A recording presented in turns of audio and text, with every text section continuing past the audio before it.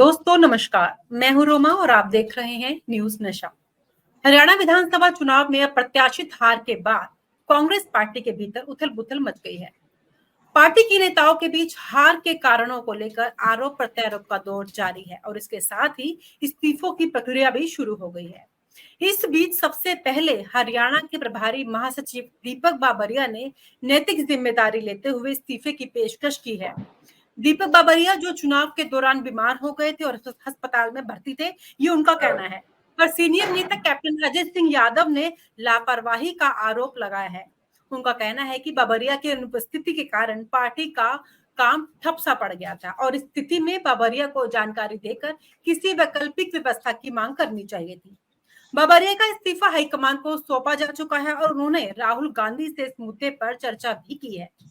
Party ने चुनाव में हार के कारणों की जांच के लिए फैक्ट फाइंडिंग कमेटी भी बनाई है, जो कार्यकर्ताओं से विचार विमर्श कर इस हार के मुख्य कारणों का पता लगाएगी। इस समिति की सिफारिशों के आधार पर आगे की रणनीति तैयार की जाएगी। पार्टी सूत्रों के अनुसार राज्य प्रमुख इस्तीफा देने की अटकलें हैं, क्योंकि पार्टी के भीतर बदलाव की मांग तेज हो गई है। इस हार के बाद कुमारी सैलजा ने संगठन में बड़े बदलाव की जरूरत बताई है। उनका कहना है कि पार्टी को आत्ममंथन करना चाहिए और पिछले 10-12 सालों में संगठन की विफलताओं पर ध्यान भी देना चाहिए। हरियाणा विधानसभा चुनाव में कांग्रेस पार्टी की करारी हार के बाद पार्टी में मची हलचल अब इस्तीफे की श्रृंखला में बदलती सी नजर आ रही है। आज हम बात करेंगे उन्हीं सारी मुद्दों को लेकर चर्चा करेंगे और इस पर बातचीत करने के लिए आज हमारे साथ इस समय मौजूद है सीनियर जर्नलिस्ट बलवंत अक्षत जी और सीनियर जर्नलिस्ट प्रवीण बस जी। आप सभी दोनों मेहमानों का स्वागत है। नमस्कार। शुक्रिया मैम। हाँ प्रवीण जी, मेरा पहला सवाल आपसे यह है कि हरियाणा विधानसभा चुनाव में हार के बाद कांग्रेस पार्टी के भीतर इस्तीफों का दौर शुरू हो गया है। आखिर क्या चल रहा है कांग्रेस पार्टी में? देखिए रोमा जी, कांग्रेस पार्टी में ये कोई नई बात नहीं है। आप चाहे 2014 का इलेक्शन लें, चाहे 19 का इलेक्शन लें, हार के बाद अक्सर जब मंथन की स्थिति आती है तो इस्तीफों का दौर और एक जो भगदड़ की स्थिति है वो जरूर पैदा होती है। लेकिन आज के हालात की अगर हम बात करें तो सीधा सीधा सत्ता से एक सीढ़ी दूर जो है कांग्रेस रह गई अपने क्रियाकलापों के कारण, जिसमें हमने पहले भी चर्चा की थी कि जो सीनियर लीडर हैं कांग्रेस के, उन्होंने कहीं ना कहीं प्रचार से अपनी दूरी बनाकर रखी। केवल भूपेंद्र सिंह हुड्डा और दीपेंद्र हुड्डा ही प्रचार में नजर आए। कुमारी शैलजा प्रचार के लिए नहीं बाहर निकली और इसके साथ ही क्योंकि राहुल गांधी ने भी यहाँ पर रैलियां की थी तो, लेकिन उनका भी कोई खासा प्रभाव दिखाई नहीं दिया। जो कांग्रेसी नेता है ग्राउंड पर जहां प्रचार करना चाहिए वहां की बजाय वो केवल जब कोई बड़ा नेता हरियाणा में उनका आया है तो मंच पे एक दिखावे के लिए वो वहां मौजूद रहे हैं, लेकिन ग्राउंड पे अगर उनकी उपस्थिति की बात करें तो वो ना के बराबर देखी गई है। और यही एक दूसरे पर लिपापोती हो रही है कि हार का कारण कौन बनेगा। हाँ, दीपक बावरिया ने नैतिक जिम्मेदारी लेते हुए इस्तीफे की पेशकश जरूर की है हाईकमान को कि वो इस हार की नैतिक जिम्मेदारी लेते हैं और अपना इस्तीफा देने को तैयार हैं। लेकिन इसके अलावा अभी तक आपने देखा होगा हरियाणा में कोई भी नेता, जो क्षेत्रीय नेता है, जो प्रांतीय नेता है, उनमें से किसी ने भी ऐसा कोई जिम्मेवारी लेने की तवज्जो नहीं थी कि वे हम जिम्मेदारी लेते हैं कि हम इस हार के जिम्मेदार हैं। केवल दीपक बावरिया के इस्तीफे से कांग्रेस की स्थिति सुधरने वाली नहीं है। और कांग्रेस की हार का जो सबसे बड़ा कारण है संगठन। कांग्रेस पिछले 10-15 सालों में हरियाणा में एक संगठन खड़ा नहीं कर पाई। और देखिए, बिना संगठन के कोई भी पार्टी अगर चुनाव लड़ती है तो उसका हश्र कांग्रेस जैसा ही हो। जी बलवंत जी, मैं आपसे पूछना चाहूंगी, बाबरिया के खिलाफ कैप्टन अजय सिंह यादव ने चुनाव के दौरान लापरवाही का जो आरोप लगाया है वो कहां तक सही है? देखिए मैडम, हार के 100 कारण हैं। अगर कोई पार्टी सत्ता में नहीं आती है तो तरह तरह के सवाल उठते हैं, और कोई पार्टी सत्ता में आ जाती है तो जो जीता वही सिकंदर, यानी कि कहा जाता है कि इसकी पार्टी की रणनीति बड़ी जबरदस्त रही। तो कांग्रेस को भरोसा था कि इस बार हम सत्ता में आएंगे, लेकिन एक ही रात में सत्ता की कुर्सी कांग्रेस से दूर चलेगी। वत्स साहब ने जो कहा, मैं उससे पूरी तरह सहमत हूं कि हरियाणा में जाट और दलित का एक कॉम्बिनेशन था। हुड्डा साहब जब मुख्यमंत्री होते थे तो उनके साथ फूलचंद मुलाना जी कांग्रेस के प्रदेश अध्यक्ष होते थे, और जब मुलाना साहब 8 साल के बाद हटे तो अशोक तंवर साहब दलित समुदाय से आते हैं, वो 5 साल मुख्यमंत्री पार्टी के प्रदेश अध्यक्ष रहे। इसके बाद कुमारी शैलजा 3 साल तक कांग्रेस की अध्यक्ष रही और अब जो है चौधरी उदय भान जो है वो भी दलित समुदाय से ताल्लुक रखते हैं और प्रदेश अध्यक्ष हैं। तो मैं ये मानता हूं कि ना मौलाना साहब के टाइम में जब संगठन अशोक तंवर आए तो उन्होंने संगठन को भंग कर दिया और उसके बाद संगठन को बढ़ा नहीं पाए, ना कुमारी शैलजा संगठन को बढ़ा पाई। और उदय भान ने जब प्रदेश कांग्रेस की कमान संभाली थी तो हमने उनसे पूछा था कि आपका निचले स्तर पर संगठन नहीं है और विधानसभा और लोकसभा का चुनाव आप हार चुके हैं, तो उनका ये कहना था कि हम 3 महीने में संगठन खड़ा कर देंगे। लेकिन रोमा जी, ये पार्टी की अंदरूनी गुटबाजी जो है वो संगठन को गठित नहीं होने दिया और उसका खामियाजा विधानसभा चुनाव में कांग्रेस ने भुगता। आम जनता के मन में एक ये धारणा बनी हुई थी कि इस बार कांग्रेस निश्चित तौर पर सत्ता हासिल कर लेगी, क्योंकि लोकसभा चुनाव में 10 में से 5 सीटें भाजपा हार गई और यही एक इंडिकेशन था कि लोगों में सरकार के प्रति नाराजगी है। और भारतीय जनता पार्टी ने एंटी इनकम्बेंसी को कम करने के लिए ही नायब सिंह सैनी साहब को, खट्टर साहब को हटा के मुख्यमंत्री की कुर्सी पर बैठाया था। तो हम ये मानते हैं कि जब भारतीय जनता पार्टी लगातार तीसरी बार सत्ता में आ गई तो खामियां तो कांग्रेस में कहीं ना कहीं रही होंगी और उनकी वजह ये है अंदरूनी कलह भी आप कह सकते हैं, संगठन का नहीं बनना भी कह सकते हैं, भारतीय जनता पार्टी की जबरदस्त व्यूह रचना को भी आप इसका श्रेय दे सकते हैं। जाट नॉन जाट की बात होती है, कांग्रेस ने 28 विधायकों को टिकट दिया, यानी कि भारतीय जनता पार्टी ने अपने विधायकों के टिकट काटे एंटी इनकम्बेंसी को देखते हुए, और कांग्रेस ने सभी विधायकों को सीटिंग जो है मेरे थे सीटिंग गेटिंग फार्मूला अपनाया और उनको टिकट दिए, जिनमें से बहुत सारे इस चुनाव में हार गए। बहुत सारे आजाद विधायक भी थे रोमा, जिनको बैठाया जा सकता था, लेकिन ये मान लिया गया कि कांग्रेस की सरकार आ रही है, ऐसे में किसी का मैदान में उतरना ना उतरना कोई मायने नहीं रखता। और परिणाम हमारे सामने है। जो अजय सिंह यादव साहब हैं वो पिछड़े वर्ग के अध्यक्ष हैं और 6 बार वो विधानसभा के सदस्य रहे हैं, सीनियर लीडर हैं, उनके बेटे भी पिछले चुनाव में जीते थे। इस बार चिरंजीव लाल शर्मा लक्ष्मण यादव से हार गए, जो कोसली हल्के से हटा के और रेवाड़ी भेजे गए थे, यानी कि उन्होंने सीट बदली फिर भी जीते।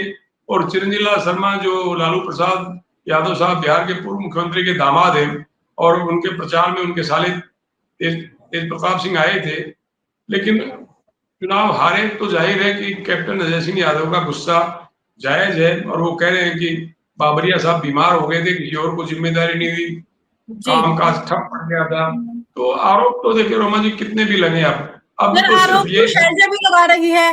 शैलजा ने भी बोल दिया 10-12 साल से संगठन में काम नहीं हो रहा, बदलाव करने चाहिए। क्या उनकी कोई सुनेगा या पहले की तरह उन्हें फिर से इग्नोर किया जाएगा? मैं तो कहता हूँ उन्होंने भी संगठन बनाने की कोशिश की थी, लेकिन ये संगठन सिर्फ इसलिए नहीं बन पाया कि पार्टी में एक सामंजस्य नहीं था, क्योंकि जिलों के जो अध्यक्ष बनते हैं, हर पार्टी का बड़ा नेता चाहता है कि ज्यादा से ज्यादा जिलों में उनके पार्टी के अध्यक्ष जो है वो मनोनीत किए जाएं, नियुक्त किए जाएं। और उसी खींचतान में पिछले 15 साल से आप मान के चलिए कि कांग्रेस जहां खड़ी थी सत्ता से बाहर होने के बाद, आज भी संगठन के हिसाब से वहीं खड़ी है जहां जब सत्ता से बाहर हुई थी 2014 में। तो अब बाबरिया साहब देखिए, वो हरियाणा में प्रभारी पार्टी हाईकमान भेजता है ताकि जितने भी गुट है उनमें आपस में तालमेल किया जा सके और संगठन में सब लोग चुनाव के दौरान उम्मीदवारों की मदद करें। लेकिन कांग्रेस तो आप जब से देखेंगे, इंदिरा गांधी के जमाने से भी पार्टी में 2 गुट होते थे, एक भजन लाल गुट होता था, एक बंसीलाल जी का गुट होता था। फिर थोड़े आगे चले तो भजन लाल जी थे, चौधरी बीरेंद्र सिंह और सुरजेवाला साहब का गुट था। इसके बाद आए तो भजन लाल जी हुड्डा साहब का गुट हो गया, अब हुड्डा साहब और शैलजा का गुट है। तो ये तो चलता रहा, ऐसा नहीं है कि गुटबाजी के चलते कांग्रेस सत्ता में नहीं आई। लगातार कांग्रेस ने कई साल, मतलब मैक्सिमम समय तक कांग्रेस ने ही राज किया है। देवीलाल जी की पार्टी तो बीच बीच में आती रही है और भारतीय जनता पार्टी पहली बार 2014 में आई, लेकिन हारने के बाद अब फैक्ट फाइंडिंग कमेटी बनी है, उसके अध्यक्ष हैं राजस्थान के पूर्व मुख्यमंत्री अशोक गहलोत साहब। वो अपनी रिपोर्ट देंगे तो उसमें पार्टी आलाकमान विचार करेगा, उसके बाद तय करेगा कि संगठन की बागडोर कैसे और किसको देगी। प्रवीण जी, फैक्ट फाइंडिंग जो कमेटी बनी है वो किस तरीके से काम करने वाली है? क्या तरीका रहता है इस कमेटी का काम करने का? क्या पहले भी इस तरीके की कमेटियां बनाई जाती है संगठन? जी बिल्कुल, देखिए रोमा, जो भी पार्टी, मैं पर्टिकुलर कांग्रेस की बात नहीं कर रहा, कोई भी पार्टी अगर कोई चुनाव हारती है तो कारण जरूर ढूंढे जाते हैं कि हम किन कारणों से चुनाव हारे हैं। और उन्हीं कारणों को जानने के लिए फैक्ट फाइंडिंग कमेटी बनाई गई है, जिसमें अशोक गहलोत इसके मुखिया होंगे। और इसके अलावा मैं आपको एक छोटा सा अपडेट दे दूं कि 18 अक्टूबर को एक विधायक दल की जो मीटिंग है वो चंडीगढ़ में बुलाई गई है कांग्रेस की, जिसमें अजय माकन शामिल होंगे ऑब्जर्वर के तौर पर, और राजस्थान के पूर्व मुख्यमंत्री गहलोत भी उसमें रहेंगे, और प्रताप सिंह बाजवा जो है वो उसमें मौजूद रहेंगे। उस दौरान जी ये एक 18 तारीख को विधायक दल की एक बैठक बुलाई गई है, जिसमें तय होगा कि अब विधायक दल का नेता कौन होगा, क्योंकि अभी तक विपक्ष के नेता भूपेंद्र सिंह हुड्डा रहे हैं। अब क्योंकि इस चुनावी माहौल में जो किरकिरी भूपेंद्र सिंह हुड्डा की हुई है, जो उन पर लगातार आरोप लगे हैं कि उनके टिकट वितरण के चलते ही कहीं ना कहीं कांग्रेस को हार का सामना करना पड़ा है। तो अब उस कमेटी में डिसाइड होगा कि उस मीटिंग में डिसाइड होगा कि कौन अब विपक्ष का नेता होगा और कौन जो है पार्टी की कमान संभालेगा। इस तरह के उदय भान पर भी अब दबाव है कि वो इस्तीफा दे, क्योंकि जिस तरह से बावरिया ने एक पेशकश कर दी है कि मैं अपना इस्तीफा देने के लिए तैयार हूँ, तो क्योंकि प्रदेश अध्यक्ष उदय भान अपनी ही सीट हार गए हैं होडल से, मतलब एक प्रदेश अध्यक्ष का अपनी ही सीट हार जाना एक पार्टी के लिए बहुत बड़ा सेटबैक होता है, और अब उनके ऊपर भी दबाव है कि वो इस्तीफा दे। साथ ही भूपेंद्र सिंह हुड्डा, जिनको आला कमान ने एक तरह से फ्री हैंड दिया था इस इलेक्शन में, क्योंकि उन्होंने पिछली परफॉर्मेंस का हवाला देते हुए कहा कि आपने मुझे लेट फ्री हैंड दिया, इसलिए हम पिछली बार परफॉर्म नहीं कर पाए।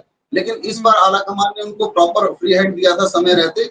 लेकिन इस बार जो हार हुई है उनके कारणों को जानने के लिए अब अशोक गहलोत को बुलाया गया है, और उस मीटिंग में यह भी तय हो जाएगा कि अब जो है कांग्रेस का नेतृत्व कौन करेगा विधानसभा में। तो ये फैक्ट फाइंडिंग कमेटी जो है सभी नेताओं की जांच करेगी, और किसकी क्या भूमिका रही है चुनाव के दौरान उसकी रिपोर्ट जो है आला कमान को देगी, और उसका के बाद आला कमान उस व्यक्ति पर क्या कार्रवाई करता है, उस नेता पर क्या कार्रवाई करता है, ये तो भविष्य ही बताएगा। हाँ, लेकिन इतना जरूर है कि हरियाणा में जो खेल हुआ है, जो रातों रात बाजी पलटी है, वो कहीं ना कहीं कांग्रेस के लिए बिल्कुल सोचने का विषय है। देखिए, एग्जिट पोल, एक एग्जिट पोल की भी बात नहीं कर रहा हूँ, जितनी भी कंपनियां, जितने भी न्यूज चैनल एग्जिट पोल दिखाते हैं, सभी में कांग्रेस की सरकार बनती दिखाई दे रही थी। लेकिन एक रात में पासा पलट गया। अगले काउंटिंग के दिन हम सुबह जब हम लोग बैठे थे तो हम यही चर्चा कर रहे थे कि पहले 1 घंटे में भी कांग्रेस की सरकार बनती दिखाई दे रही थी, लेकिन ऐसा पासा पलटा कि किसी के मुंह से आवाज नहीं निकली कि ये अचानक से क्या हुआ। तो इन सब की जांच के लिए जो ये कमेटी बनाई गई है, और अब देखना होगा कमेटी की रिपोर्ट में क्या निकल के आता है। बलवंत जी, आप आने वाला भविष्य क्या देखते हैं हरियाणा में कांग्रेस का? देखिए मैडम, ऐसा है कि जो चर्चाएं हैं राजनीतिक गलियारों में, वो तो यही है जो वत्स साहब बता रहे हैं कि लीडर ऑफ अपोजिशन के लिए अशोक अरोड़ा साहब जो थानेसर से विधायक चुने गए हैं, पहले भी वो 4 बार विधायक रहे हैं और INLD जो इंडियन नेशनल लोकदल है उसके स्टेट प्रेसिडेंट रहे हैं। फिर बाद में वो कांग्रेस में आ गए थे। अच्छा खासा अनुभव उनका, वो कैबिनेट मिनिस्टर भी रहे हैं, विधानसभा के अध्यक्ष भी रह चुके हैं। उनके नाम की चर्चा है कि लीडर ऑफ अपोजिशन की जिम्मेदारी उनको दी जा सकती है। दूसरी तरफ जो अम्बाला से विधायक है वरुण चौधरी, जिनके पिताजी मंत्री भी रहे और प्रदेश कांग्रेस के अध्यक्ष भी रहे, फूलचंद मौलाना साहब, ऐसा माना जा रहा है कि अगर उदय भान जी, जो कि उनको पद छोड़ना ही पड़ेगा, उस सूरत में वरुण चौधरी को ये जिम्मेदारी दी जा सकती है। वरुण चौधरी के नाम पे ना कुमारी शैलजा को कोई ऐतराज होगा, ना हुड्डा साहब को कोई ऐतराज होगा, और जाहिर है एक नया नेतृत्व जो उभर के आएगा वो कांग्रेस को फिर से खड़ा करने की कोशिश करेगा। चुनाव में हार जीत चलती है, भारतीय जनता पार्टी का समय अच्छा है, जो चुनाव हारते हारते सत्ता में आ गई और कांग्रेस सत्ता में आते आते सत्ता से बाहर हो गई। 15 साल का जो अरसा होता है वो रोमा जी छोटा अरसा नहीं होता, मतलब एक नई पीढ़ी मतदान के लिए तैयार हो जाती है। तो हुड्डा साहब कांग्रेस के इस समय मैं समझता हूँ सबसे वरिष्ठ नेताओं में है। व्यवहार के तौर पर उनका बहुत विनम्र व्यवहार है, लेकिन चुनाव में हार जीत के बहुत सारे कारण हैं, और उन कारणों में मतलब एंटी इनकम्बेंसी को भारतीय जनता पार्टी ने पीछे छोड़ के फिर से सत्ता हासिल की है। तो मैं मानता हूँ कि इसमें उनका संगठन का योगदान होगा। और कांग्रेस आरोप लगा रही है कि 90% जो EVM मशीनें चार्जेस मिली हैं और उसको लेके चुनाव आयोग में गए और सुप्रीम कोर्ट में भी जाने की कोशिश कर रहे हैं। तो ये तो अदालत के ऊपर निर्भर करेगा या साक्ष्यों पर निर्भर करेगा वो क्या फैसला देते हैं। पर ये है कि कांग्रेस को फिर से सत्ता हासिल करने के लिए 5 साल तक मुझे लगता है कि संघर्ष करना पड़ेगा, और संघर्ष भी इस ढंग से करना पड़ेगा कि उनको अपना संगठन खड़ा करना पड़ेगा पहले, ताकि मतदान केंद्रों पर उनके कार्यकर्ता मौजूद रहे, पदाधिकारी मौजूद रहे और मतदाताओं को वो एक तरह से मतदान केंद्र तक अपने पक्ष में मतदान करने के लिए ले जा सकें। अभी कुल मिलाकर संगठन को जमीनी स्तर पर दोबारा से बनाना पड़ेगा, बहुत मेहनत करनी पड़ेगी कुल 5 साल लेकर, है ना। तो ये थी हरियाणा कांग्रेस की वर्तमान स्थिति, जब पार्टी के भीतर मतभेद और आरोप प्रत्यारोप ने कांग्रेस के भविष्य के लिए कई सवाल खड़े कर दिए हैं। अब देखना ये होगा कि पार्टी इन संकटों से कैसे निपटेगी। दोनों मेहमानों का आपका बहुत बहुत शुक्रिया प्रोग्राम में जुड़ने के लिए। नमस्कार। और आप हमसे जुड़े रहने के लिए सब्सक्राइब करें YouTube पर, फॉलो करें Twitter पर और लाइक करें Facebook पर। और ज्यादा जानकारी के लिए आपको टाइप करना होगा सिर्फ न्यूज़ नशा।